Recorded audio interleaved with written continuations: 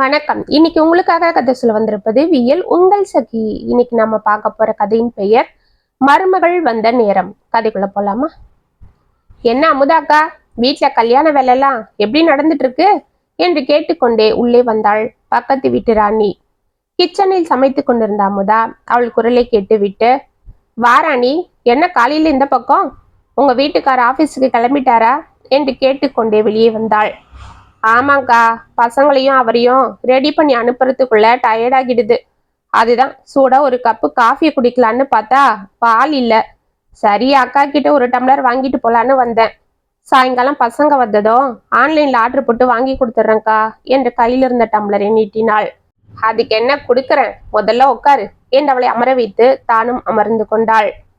ஆமா, அண்ணன் பசங்கெல்லாம் கிளம்பிட்டாங்களா? நம்ம ராதா குட்டி காலேஜுக்கு போயிடுச்சா என்று கேட்டுக்கொண்டே சோஃபாவில் அமர்ந்தாள் ராணி. எங்க கிளம்புறது, அதுக்குள்ளதான் 1008 வேலை வைக்கிறாங்களே எங்க அம்மா என்று மாடியில் துணிகளை காய போட்டு விட்டு பக்கெட்டோடு உள்ளே வந்தாள் ராதா. ஆமா, இது ஒரு வேலையடி உனக்கு? காலையில 3 பேருக்கும் சாப்பாடு கட்டணும். நேரம் ஆயிடுச்சுன்னா அப்புறம் வானத்துக்கும் பூமிக்கும் குதிப்பாங்க. நான் கிச்சன்ல வேலையா இருந்துட்டேன். அதனாலதான் மிஷின்ல போட்ட துணியை கொண்டு போய் இவ்வளவு காய போட்டுட்டு வர சொன்னேன். அதுக்கு என்ன அலட்டிக்கிறா பாரு, இது ஒரு வேலையாம் என்று தனது மகளை முறைத்தவாறி கூறினாள் அமுதா. சரி விடுக்கா, இன்னும் இதெல்லாம் எத்தனை நாளைக்கு? ஒரு வாரத்துக்கு தானே. அடியே ராதா, நீயும் ஒன்னா அலட்டிக்காத, விடு. இன்னும் ஒரு வாரத்துல உங்க அன்னிக்காரி வந்துடுவா. அப்புறம் இதெல்லாம் அவ பாத்துக்க போறா. அக்காக்கும் ரெஸ்ட் கிடைக்க போகுது என்று சிரித்தாள் ராணி. ஆமா ராணி, சரியா சொன்ன. நானும் அதேதான் எதிர்பார்த்துட்டு இருக்கிறேன். அவ வந்துட்டா மொத்த பொறுப்பையும் அவகிட்ட விட்டுட்டு நான் நிம்மதியா எங்க அம்மா வீட்டுல 10 நாள், சேலத்துல இருக்கிற எங்க அண்ணன் வீட்டுல 10 நாள்னு போய் இருந்துட்டு வருவேன். அப்படியே நம்ம அபிராமி பஜனை கோஷ்டி கொண்டு சேர்ந்துக்கிட்டு காசி ராமேஸ்வரன்னு ஒரு டூர் போயிட்டு வரணும். அவளும் என்னை கூப்பிட்டு சலிச்சிட்டா. எங்க எனக்கு இவங்களோட மல்லுக்கட்டவே சரியா இருக்கு என்று சலித்து கொண்டாள் அமுதா.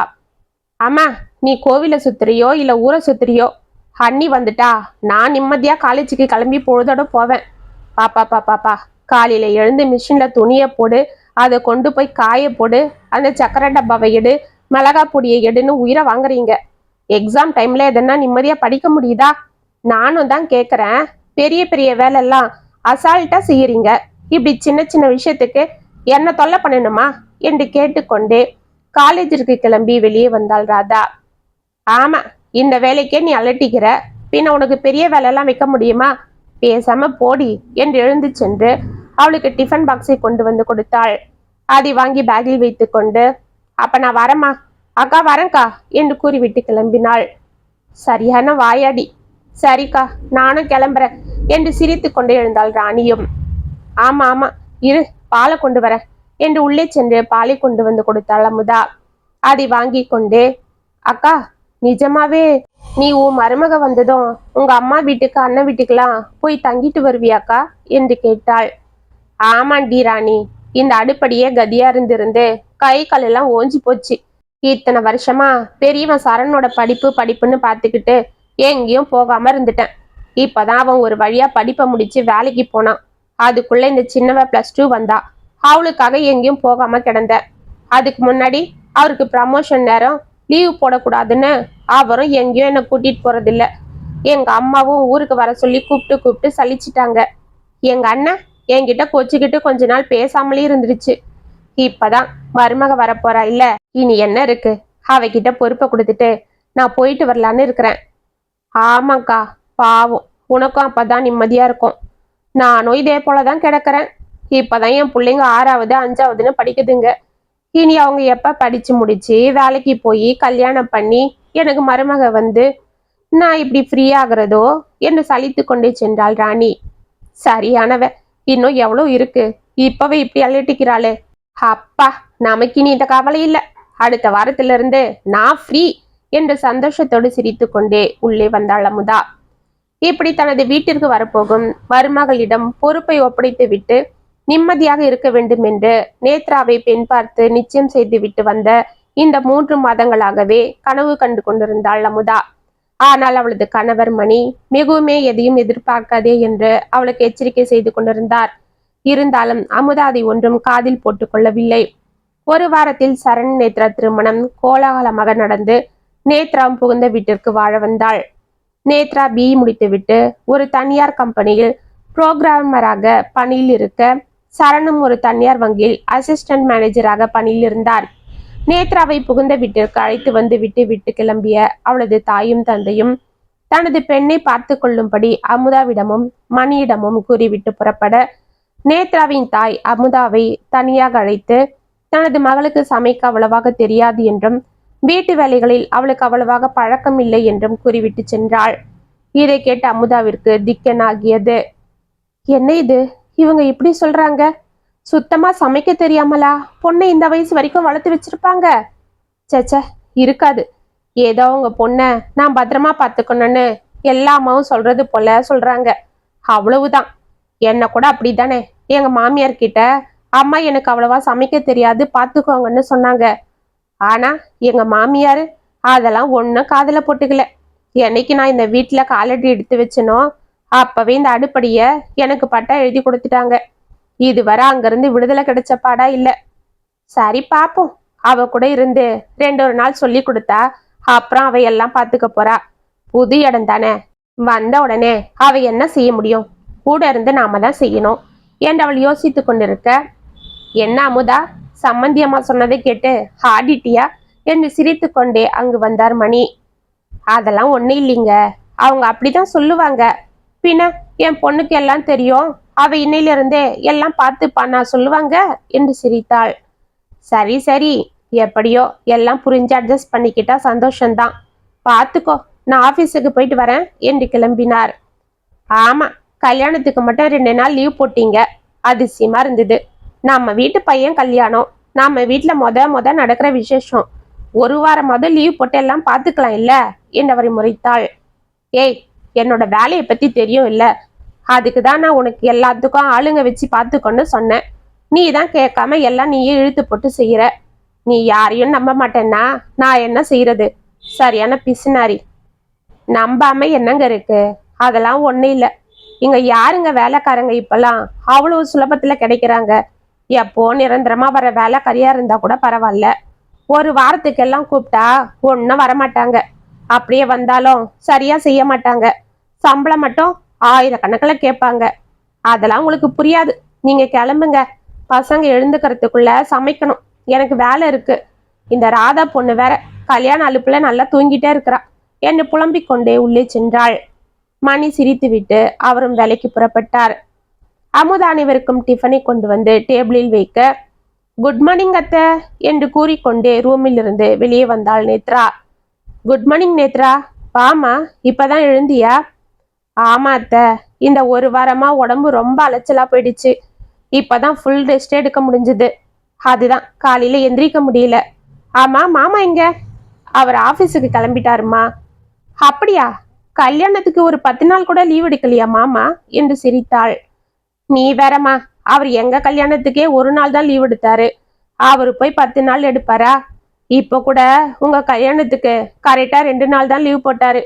3வது நாள்ல இருந்து வேலைக்கு போக ஆரம்பிச்சிட்டாரு. நீங்க நேத்து தான் வந்ததால உனக்கு தெரியாது என்று சிரித்தாள் அமுதா. அப்படியா, சரிதான். ஆனாலும் என்ன செய்யறது அத்தை, பிரைவேட் கம்பெனினா அப்படிதான். நானும் நாளையில இருந்து டியூட்டியில ஜாயின் பண்ணணும். இன்னைக்கே காலையில எழுந்ததுல இருந்து ஃபோன் கால் வந்துட்டே இருக்கு. புது ப்ராஜெக்ட் ஆரம்பிக்க போறாங்க, அதுக்கு நான் போயே ஆகணும். சரி அத்தை, நீங்க டிஃபன் எடுத்து வைங்க, நான் குளிச்சுட்டு வந்துடுறேன் என்று திரும்பினாள். ஏதேதோ கற்பனையில் இருந்த அமுதாவின் முகம் அவள் வார்த்தைகளால் சப்பனாக. அப்படின்னா நீ கல்யாணத்துக்கு அப்புறமும் வேலைக்கு போதான் போறியா நேத்ரா என்று அதிர்ந்து கேட்டாள். ஆமா அத்தை, நான் அதை பத்தி உங்க மகன் கிட்ட அப்பவே சொல்லிட்டேனே. அவரும் சரி, 2 பேரும் வேலைக்கு போனாதான் நம்ம ஃபியூச்சருக்கு நல்லது, தாராளமா நீ போயிட்டு வந்து சொன்னாரே, உங்களுக்கு தெரியாதா என்று சிரித்து கொண்டே உள்ளே சென்றாள். அமுதா அப்படியே அமைதியாக சேரில் அமர, இதற்குள் வெளியே வந்த சரண், அம்மா என்னம்மா டிஃபன்லாம் ரெடியா? நீங்க சூப்பர் மாமாச்சே, எல்லாம் ஜெட் வேகத்துல செஞ்சிடுவீங்களே. இவ்வளவு வேலையிலையும் எப்படிம்மா எல்லாம் கரெக்டா செய்யறீங்க? உங்களுக்கு டயர்டே ஆகாதா? நாங்களாம் ரெஸ்ட் எடுக்கிறோம், நீங்க மட்டும் வேலை பார்த்துட்டே இருக்கீங்களே என்று கேட்டுக்கொண்டே அவள் அருகே வந்தான். அதெல்லாம் இருக்கட்டும் சரண், நேத்ரா நாளிலிருந்து வேலைக்கு போக போறத சொல்றாளே என்று கேட்டாள். ஆமாம்மா, அதனால என்ன இருக்கு? அவ கல்யாணத்துக்கு முன்னாடியும் வேலைக்கு தானே போயிட்டு இருந்தா. சரிடா, ஆனா நம்ம பொண்ணு பார்த்துட்டு வரும்போது அவங்க அம்மா என்ன சொன்னாங்க? கல்யாணத்துக்கு அப்புறம் உங்களுக்கு இஷ்டம் இல்லைன்னா அவ வேலைக்கு போக மாட்டான்னு சொன்னாங்களே இல்லையா? அவங்க அம்மா அப்படி சொன்னா என்ன செய்யறது? அவ வேலைக்கு போகணும்னு ஆசைப்படுறாளே. அதுவும் இல்லாம அவ இவ்வளவு படிப்பை படிச்சுட்டு அதுவும் நல்ல கம்பெனில வேலைக்கு போயிட்டு இருந்துட்டு இப்ப எதுக்கு அதை விடுறது? இந்த காலத்துல வேலை கிடைக்கிறதே பெரிய விஷயம். அதுவும் இல்லாம நாங்க 2 பேருமே வேலைக்கு போனதான் எங்க ஃபியூச்சருக்கும் நல்லதுமா. அதனாலதான் நானும் சரின்னு சொல்லிட்டேன் என்று கூறிவிட்டு குளிப்பதற்காக உள்ளே சென்றான். பிறகு ராதாவும் எழுந்து வர மூவருக்கும் அமைதியாக டிஃபனை பரிமாறினாள் அமுதா. நேத்ரா சப்பு கொட்டி கொண்டு சாப்பிட சரணும் தனது தாயின் சமையலை பற்றி அவளிடம் பிரமாதமாக கூறிக்கொண்டிருந்தான். ஆமா நீ, அதுக்காக தான் எங்க அண்ணன் வேலைக்காரிய கூட வச்சுக்க விடாது. எங்க அம்மா சமைச்சாதான் அதுக்கு பிடிக்கும் என்றாள் ராதா. இவ்வளவு நல்லா அத்தையே சமைக்கும் போது எதுக்கு வேலைக்காரி?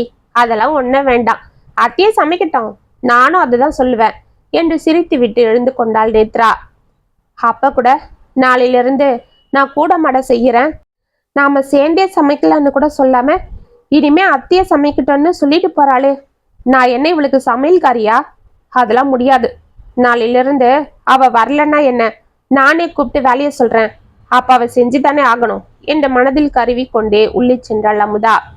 மறுநாள் காலை எழுந்து நேத்ரா வேலைக்கு கிளம்பி கொண்டிருக்க மிஷினில் இருந்து துணிகளை பக்கெட்டில் எடுத்து கொண்டு வந்த அமுதா உள்ளே எட்டி பார்த்து, நேத்ரா, அடுப்புல கடாய் வச்சிருக்கேன், அது சூடானதும் கொஞ்சம் உப்புமா தாளிச்சிடுமா, நான் போய் துணியெல்லாம் மாடியில காய போட்டுட்டு வந்துடுறேன் என்று கூறிவிட்டு திரும்பினாள்.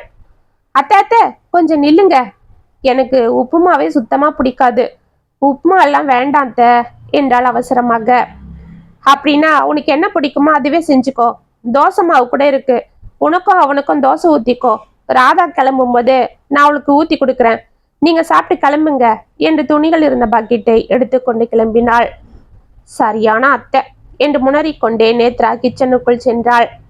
வா வா, உனக்கு இப்படிதான் செய்யணும், நல்லா வக்கனையா ஆர்டர் போட்டு ஹோட்டல்ல சாப்பிட்றது போல உட்காந்து மூக்கு பிடிக்க சாப்பிடலான்னு பாக்குறியா என்று மனதிற்குள் சிரித்து கொண்டே மாடிக்கு சென்றாள் அமுதா. அவள் துணிகளை காய போட்டு விட்டு வருவதற்குள் கிச்சனில் இருந்து புகையாக வர பதறிக்கொண்டு உள்ளே ஓடினாள். தோசை கல்லில் தோசை தீர்ந்து போயிருக்க அதை எடுக்க முடியாமல் அவதிப்பட்டு கொண்டிருந்தாள் நேத்ரா.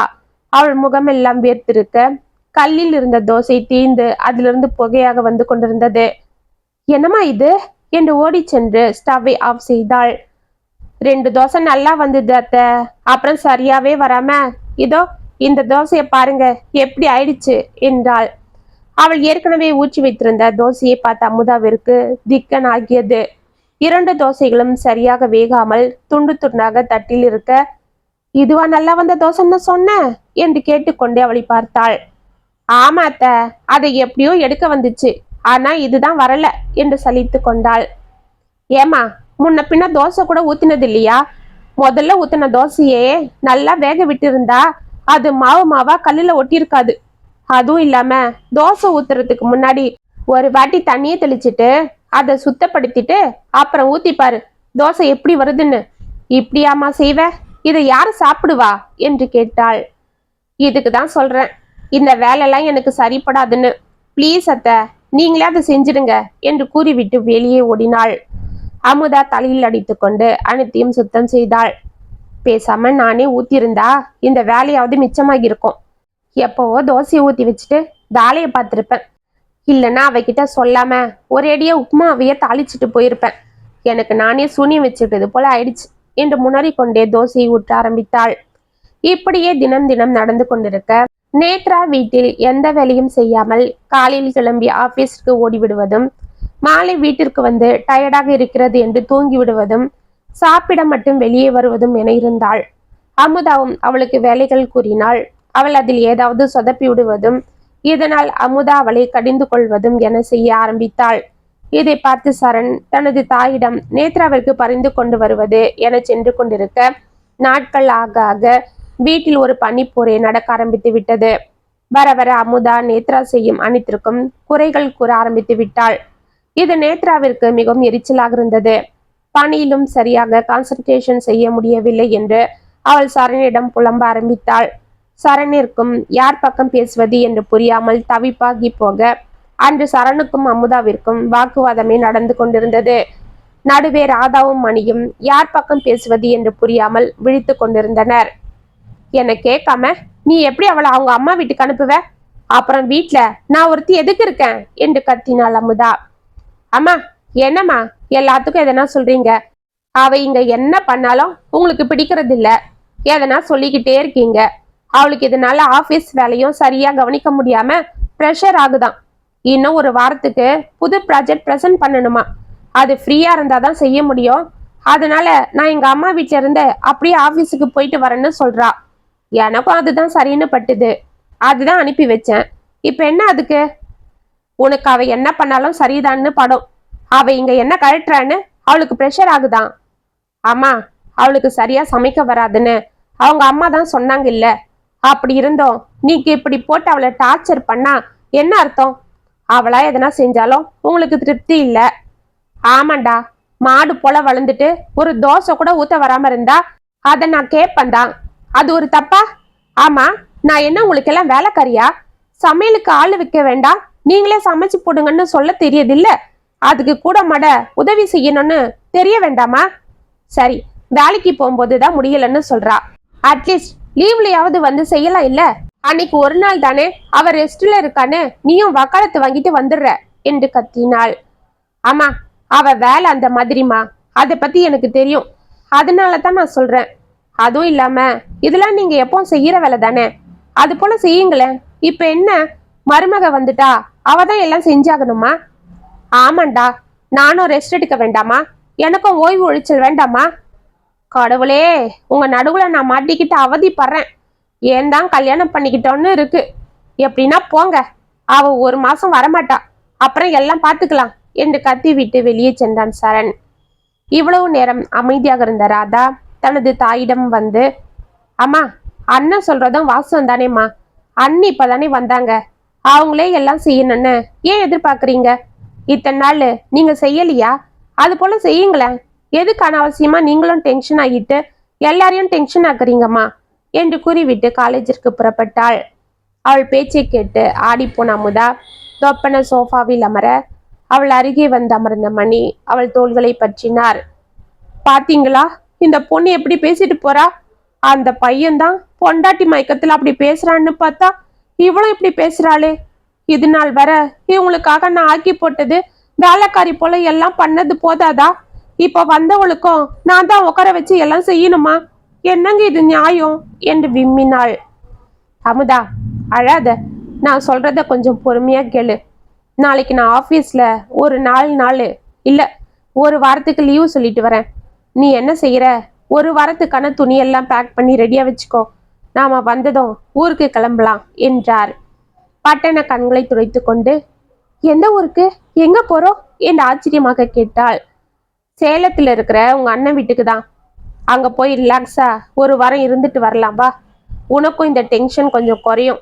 நீ ரெடியாரு, நான் ஆபீஸுக்கு போயிட்டு வந்துடுறேன் என்று எழுந்து கொண்டார். என்னங்க, அப்ப வீட்டுல யாரு பார்த்துப்பா என்றவள் தயங்க. அதெல்லாம் உனக்கு எதுக்கு? அதுதான் ராதா இருக்கா இல்ல. நாளைக்கு சனிக்கிழமை, அப்புறம் ஞாயிற்றுக்கிழமை அவளுக்கு லீவு தான். அவ வீட்டுல இருந்து சமைச்சுக்கிட்டோம். நம்ம சரணுக்கும் செகண்ட் சாட்டர்டே பேங்க் லீவா தான் இருக்கும். அவனும் வீட்டுல இருப்பான், பார்த்துப்பாங்க. அப்புறம் 4 நாள் தானே, இப்படின்றதுக்குள்ள ஓடி போயிடும். அவங்க எப்படியாவது அட்ஜஸ்ட் பண்ணிப்பாங்க. நான் பேசிக்கிறேன், நீ கிளம்பு. ஆமா ஆமா, நான் இல்லைனா அவனோட பொண்டாட்டியை கூட கூட்டிட்டு வந்துப்பான் என்றால் முகத்தை உம்மென்று வைத்து கொண்டு. மணி லேசாக சிரித்துவிட்டு வெளியே சென்றார். மறுநாள் மாலை அவர்கள் சேலத்தில் இருக்கும் அமுதாவின் அண்ணன் கோபால் வீட்டிற்கு சென்று இறங்க கோபால், அவர் மனைவி சந்திரா, மகன் சுதாகர், மருமகள் ரேவதி அனைவரும் அவர்களை வரவேற்று உபசரித்தனர். நீண்ட நாட்களுக்கு பிறகு வந்த தனது தங்கையையும் அவளது கணவரையும் பார்த்து பார்த்து கவனித்து கொண்டிருந்தார் கோபால். 2 நாட்கள் சென்றது. அமுதா தனது அண்ணியின் செயல்களை எல்லாம் ஆச்சரியத்தோடு கவனித்துக் கொண்டிருந்தாள். சந்திரா காலை எழுந்து தனது கணவனுடன் வாக்கிங் செல்வதும், பிறகு வீட்டிற்கு வந்து யோகா செய்வதும், ஃப்ரீயாக அமர்ந்து இருவரும் கதைகள் பேசிக்கொண்டு பேப்பரை படித்து நாட்டு நடப்பை பற்றி விவாதித்துக் கொள்வதும், பிறகு குளித்து முடித்துவிட்டு பூஜை அறையில் சிறிது நேரம் தியானம் செய்வதும், இதற்குள் வேலைக்காரி சமைத்து ரெடியாக வைத்த டிஃபனை தனது மகன் மருமகளுடன் சேர்ந்து அரட்டை அடித்து கொண்டு சாப்பிட்டு முடிப்பதும், பிறகு வேலைக்காரியிடம் இன்று என்ன சமைக்க வேண்டும் என்று கூறிவிட்டு வீட்டில் இருக்கும் சிறு சிறு வேலைகளை செய்வதும், தன்னிடம் அமர்ந்து கதைகள் பேசுவதும், சந்தோஷமாக சிரித்து அரட்டை அடிப்பதும் என இருந்தாள். அவர்களது மகனும் மருமகளும் கூட அவர்களிடம் சந்தோஷமாகவும் அன்போடும் இருப்பதையும் கவனித்தாள். அன்று கோபாலும் மணியும் வாக்கிங் சென்றுவிட அமுதாவும் சந்திராவும் அமர்ந்து கொண்டு பேசிக் கொண்டிருந்தனர். சந்திரா ஆப்பிளை கட் செய்து கொண்டே தனது நாத்தனாருடன் மகிழ்ச்சியாக பேசிக் கொண்டிருந்தாள். அண்ணி, இந்த வயசுலயும் நீங்க பார்க்க நல்லா ஜம்முன்னு இருக்கீங்களே. உங்களை காலேஜுக்கு கூட்டிட்டு போனா கண்ணை முடிக்கிட்டு அட்மிஷன் போட்டு கொடுத்துருவாங்க போல இருக்கே என்று சிரித்தாள் அமுதா. என்ன அமுதா கேலி பண்ணிக்கிட்டு என்று வெட்கத்தோடு அவளை லேசாக முதுகில் அடித்து விட்டு சிரித்தாள் சந்திரா. ஆமா அண்ணி, நிஜமா தான் சொல்றேன். ஒருவேளை நீங்க இந்த யோகா தியானம் எல்லாம் செய்யறதால அப்படி இருக்கீங்களோ என்று கேட்டாள். அதுவும் ஒரு காரணம்தான். ஆனாலும் என் மனசை நான் எந்த டிப்ரெஷனும் இல்லாம வச்சுக்கிறேன். அது ஒரு முக்கியமான காரணம் என்று சிரித்தாள். உங்களுக்கு வாச்ச மகன் தங்கம். உங்க மருமகளும் உங்களுக்கு ஏத்தா போல அட்ஜஸ்ட் பண்ணிட்டு அன்பா இருக்கிறா. ஆனா எனக்கு வந்து வாச்சுதே, நான் கிழக்குன்னா இல்ல அது மேற்குன்னு அப்படியே அடம் பிடிக்கும். அப்படியா? என்ன முதல் சொல்றீங்க? இப்பதான் கல்யாணம் ஆகி 3 மாசம் ஆகுது. அதுக்குள்ள ஏன் இப்படி ஒரு விரக்தி என்று ஆச்சரியமாக கேட்டாள். பின்ன என்ன, ஏதோ மருமக வீட்டுக்கு வந்தா எல்லாம் பொறுப்புல விட்டுட்டு நாம நிம்மதியா இருக்கலாம்னு பார்த்தா என் எதிர்பார்ப்பு எல்லாம் ஏமாற்றமா போயிடுச்சு அண்ணி. சரி, வேலைக்கு தான் உதவியா இல்ல, கொஞ்சமாவது அனுசரணையா இருக்காளா? அதுவும் இல்ல. எல்லாத்துக்கும் எதிர்த்து பேசுறா, இல்ல மூஞ்ச திருப்பிக்கிட்டு போயிட்டே இருக்கிறா. அவ புருஷகிட்ட வத்தி வச்சிடறா. இதனால அவன் என்னவோ என்ன விரோதி போல பாக்குறான் என்று சலித்து கொண்டாள். அதுக்கு நாம தானே காரணம் என்றாள் சந்திரா சிரித்து கொண்டு. அவளை அதிர்ந்து பார்த்தவள், என்ன நீங்களும் இப்படி சொல்றீங்க என்று கேட்டாள். பின்ன இத்தனை வருஷமா நம்ம யாருக்காக செஞ்சோம்? நம்ம பசங்களுக்காக எல்லாம் செஞ்சோம். அப்பெல்லாம் எந்த சலிப்பும் காட்டிக்காத நாம, அதை எதையும் பாரமா நினைக்காத நாம, இன்னைக்கு மருமகன்னு ஒருத்தி வந்ததும் அவனா எல்லாம் எடுத்து செய்யணும்னு எதிர்பார்க்கிறோம். அப்படி அவங்க செய்யலன்னா நமக்கு கோபம் வருது, சலிப்பு வருது. அதனாலதான் இந்த பிரச்சனையே. பின்ன என்ன நம்ம பசங்களுக்கு இப்ப மருமக வந்தோம், அப்போ நாம தான் எல்லாம் செய்யணுமா? அப்ப நமக்கு ஓய்வே இருக்க கூடாதா?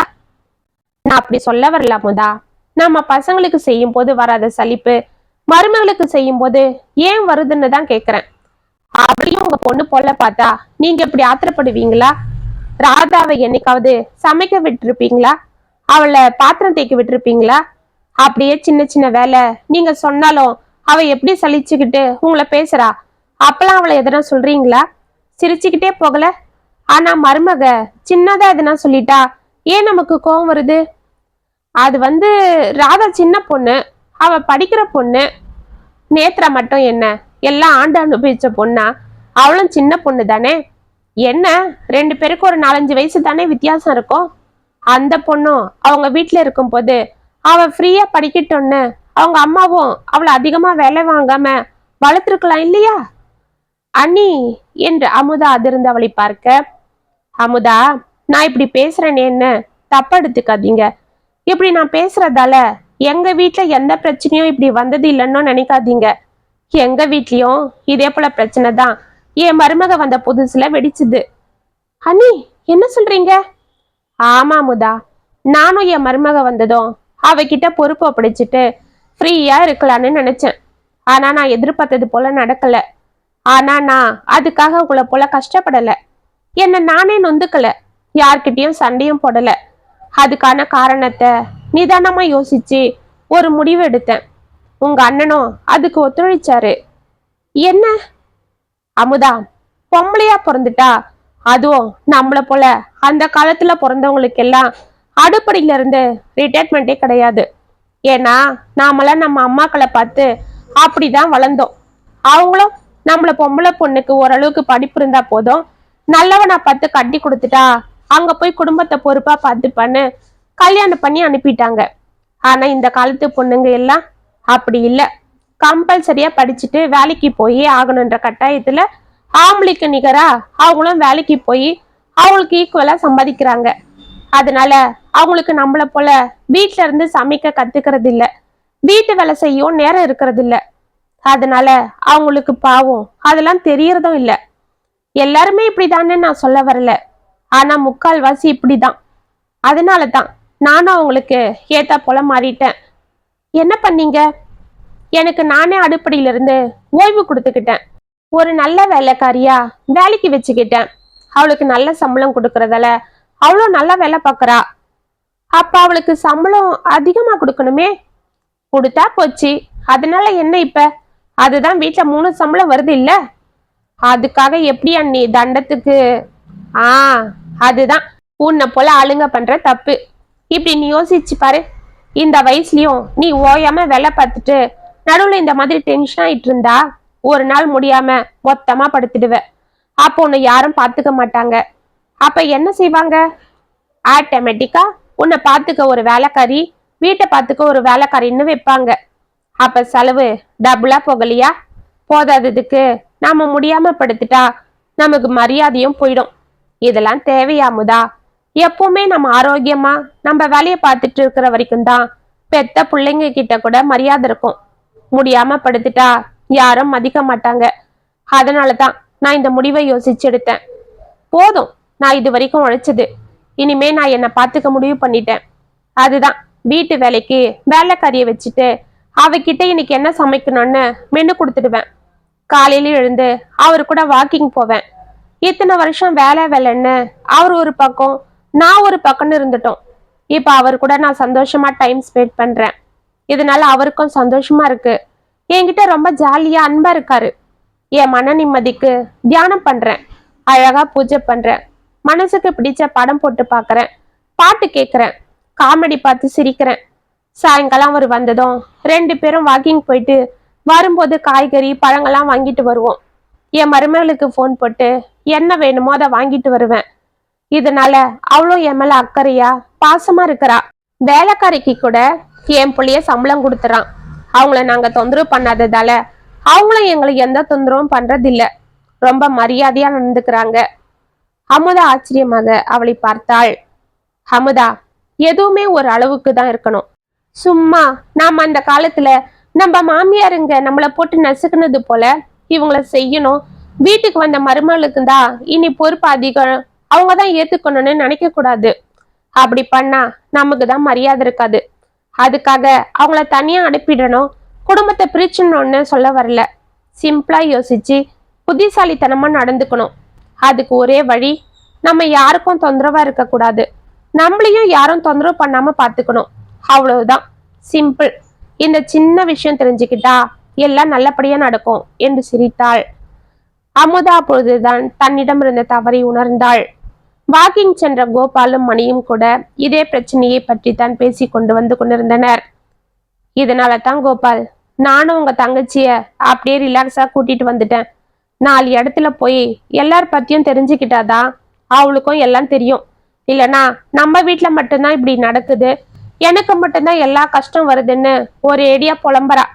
இப்படி பேசி பேசிதான் பாவம் அந்த நேத்ரா பொண்ணு டென்ஷன் ஆக்குறா. அவளும் பொறுத்து பொறுத்து பார்த்துட்டு கோச்சிக்கிட்டு அவங்க அம்மா வீட்டுக்கே போயிட்டா என்று சலித்து கொண்டார் மணி. அதுக்கு யாரு காரணம்னு நீங்க நினைக்கிறீங்க என்று லேசாக சிரித்து கொண்டே கேட்டார் கோபால். எல்லாம் உங்க தங்கச்சியோட எதிர்பார்ப்பு தான். நான் அப்பவே சொன்னேன், இந்த காலத்து பொண்ணுங்கள்லாம் படிப்பு படிப்பு முடிஞ்சதான் வேலைன்னு இருப்பாங்க, அவகிட்ட எதுவும் ரொம்ப எதிர்பார்க்காதன்னு. சொன்னா கேட்டாதானே. மருமக வந்ததும் அப்படியே எல்லாம் அவகிட்ட ஒப்படைச்சிட்டு ஊரை சுத்தணும், ரெஸ்ட் எடுக்கணும்னு கனவு கண்டா. அது நடக்கலன்னதும் வீட்டுல ஒரே போரா இருக்கு. இதுக்கெல்லாம் அவளோட பேராசை தானே காரணம். எப்பவும் போல அவ வேலையை அவ செஞ்சுட்டு போனா இந்த தொந்தரவு வருமா? அப்பன்னா அவளுக்கு கடைசி வர அந்த அடுப்படியில இருந்து ஓய்வே கிடைக்க கூடாதுன்னு நீங்களும் முடிவு பண்ணிட்டீங்களா என்று சிரித்து கொண்டே கேட்டார் கோபால். அதுக்கு இல்ல மச்சான், நான் என்ன சொல்றேன்னா என்று மணி தடுமாற, மாப்பிள்ள, நம்ம வேலைக்கு போறோம், ஒரு வயசுக்கு மேல நமக்கு ஓய்வு கிடைக்குது, வீட்டுக்கு அனுப்பிடுறாங்க. ஆனா பொம்பளைங்களுக்கு அடுப்படியில இருந்து ஓய்வு கிடைக்குதா? நாமளும் அதை பத்தி எப்பயாவது யோசிச்சிருக்கோமா? சொல்லுங்க. அவங்களுக்காக தான் படைக்கப்பட்டது கிச்சன்னு நாமளா முடிவு பண்ணிடுறோம். பாவம், அவங்களுக்கும் ஃப்ரீயா இருக்கணும், நிம்மதியா நமக்கு பிடிச்சதை செய்யணும், 4 இடத்துக்கு போய் எல்லாம் பார்த்து ரசிக்கணும்னு தோணாதா?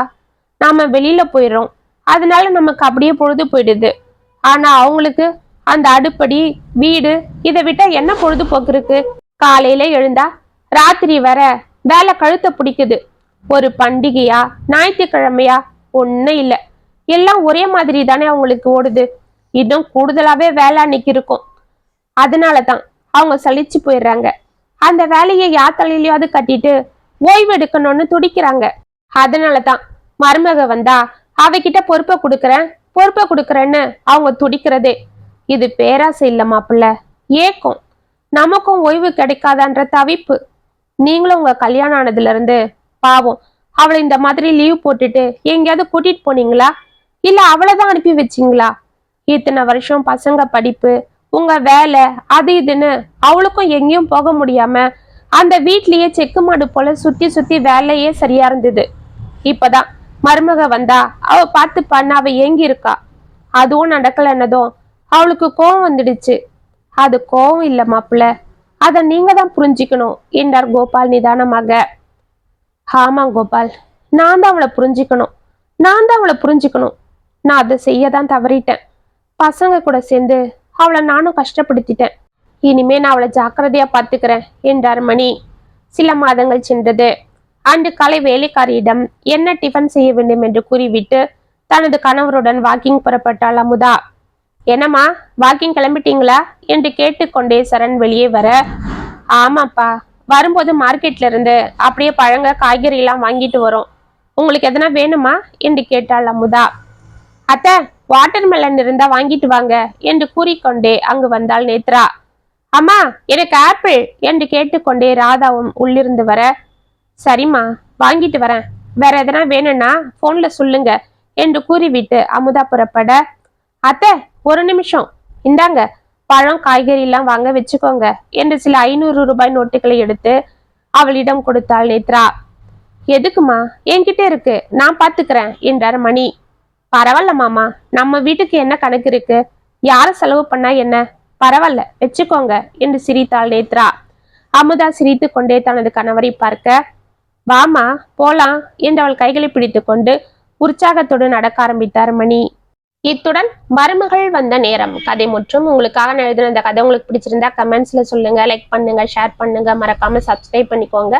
மீண்டும் நாளைக்கு வர ஒரு சுவாரஸ்யமான கதையோடு உங்களை சந்திக்கிறேன். அது வரைக்கும் இனி பிள்ளைருங்க இப்படி கிவியல் உங்கள் சகி.